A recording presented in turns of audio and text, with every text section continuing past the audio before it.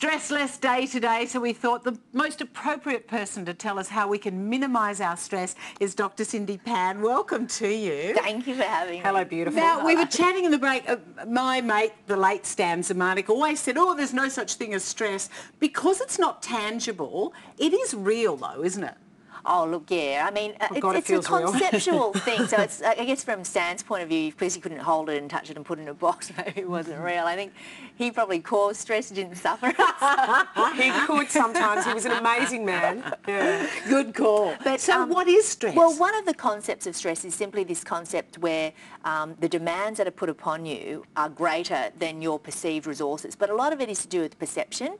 So if you see the challenge as being a threat rather than, you know, something that you can overcome, and if you perceive your ability to cope as being very low or inadequate, then you're going to feel a lot of stress. So I guess the idea is to try and change those perceptions. So rather than seeing it as an absolute catastrophe that you can't cope with, maybe sort of not completely minimise it, but downgrade it so it's a bit more realistic and more in perspective. That's so true. Just look at it like it's not unachievable. Change your perception of your ability to cope. And I think that the problem is that sometimes the more stressed you are, the more you feel like you can't cope. And that's where, you know, it can help to sort of work on your confidence, talk to other people, because they can often help put things in perspective and go, oh, you know, how likely is that to happen, you know, the disaster that Isn't that true? Because we think of the worst case scenario and that usually doesn't happen. But people tend to... And it can kind of spiral as well, like that whole thing of catastrophizing. It can become habitual, where some people will just habitually jump to, oh, well, this has happened, therefore, you know, the next step will be, I'll be, you know, in a ditch, half dead, you know. Like that final when scene. When really you've just got to go grocery shopping. You know, the girl who played with fire, you know, the last scene where she's basically been shot and she's been buried alive. It's like, well, you know, whatever you think can happen. It's sort of like, you know, things are unlikely to be that bad, and the fact is she actually does dig her way out. So how bad is stress for us? Well, it can have a lot of impacts on your health. We know that stress is a factor in things like high blood pressure. It can affect indigestion, gastritis and peptic ulcers. It can cause skin conditions, you know, even things like tooth grinding at night. It's a whole range of things that stress can be related to. But then secondarily, the way you cope with stress, if you cope with stress, say, by smoking cigarettes or drinking to excess. That makes it worse. Yeah, gambling, taking drugs, speeding, or, you know, having problems with your relationship, you know, taking it out on your loved ones, then obviously these can further compound the other negative effects of stress. So I think the thing is, it's difficult sometimes, because the more stressed you are, the less you're likely to be able to have insight into what's going on. You lose perspective. You just, you know, get in your little dark box and you just, you know, think everything's so bad. And what's a good way to get out of that rut of the duck box? Because I think you can get on the treadmill, can't you, of this is happening, I've got to get the kids here and I haven't booked in the doctor. And I know I write lists. I'm a habitual list writer.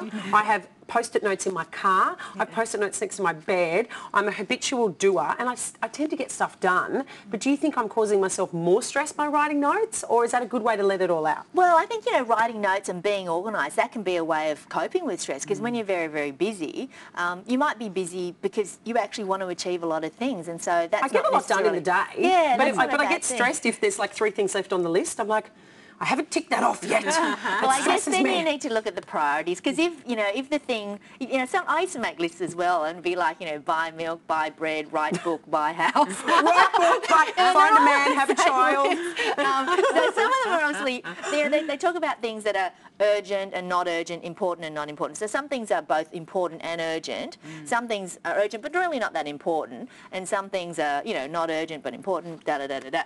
And I think there's the great saying of, you know how normally they say if it's worth doing well? Well, the corollary to that is if it's not worth doing, it's not worth doing well. So, you know, so I maybe think that, look at your list and try and take stuff off it. Yeah, you know, actually so look at what's really worth doing and, you know, put some energy into doing that well. But if it's actually not that important and it's not worth doing, well, you know, if that's going to fall off the list, if they're the last 3 things left on your list, then that's not that important. The dentist is pretty important. Yeah, it's pretty important. That's right. I've got bad breath, that's not good. Yeah, and preventive health, that's really, really important. It's that whole kind of stitch in time. Now, what about, and I know there's a lot of women watching who get stressed because there is so much in their life, their children, their husbands, their work and all that sort of stuff. And I wonder whether guilt goes with that too. Oh, God, yeah. My grandma with the Jewish guilt. There was that great book by Ita Buttrose and I think Penny Penny Adams, Mother Guilt, and I thought that was just such a great title for a book. Yeah, because I think that when you're a mother, almost by definition, you have so many roles. You know, you're obviously a mum first and foremost, and that's often just instinctively the most important thing to you. Well, you've got 2 little boys, so you know what it's like. Yeah, but obviously, you know, you're often working as well, and you might be a partner, and you're obviously a friend and neighbour. You're often a daughter or a sister, and you know, you have all these other roles that you play. And yeah, I think sometimes women, you know, they're so busy about caring about everyone else that they don't look after themselves, and that's when they're going to experience stress, and that's when they might, you know, be flying off the handle over something that appears to be really little. But what it is that it's not necessarily that one little thing like someone spilling the milk that in itself is stressful. It's the thing is that that's the straw that breaks the camel's back. Oh my God, yeah. And I think, you know, with road rage and things like that, people think, oh, you know, why is that person getting so cranky? I mean, it's just a red light. But the thing is that that's possibly come at the end of a day that they've already accumulated all this stress and they're already at bursting point. And I think the thing is, when you have stress, what happens is your adrenaline levels rise.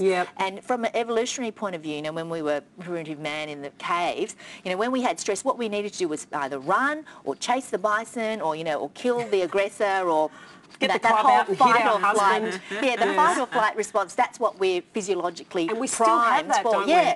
But if you've got all that adrenaline, when you really should be, you know, chasing through the jungle with, you know, a tiger chasing you, that's not happening.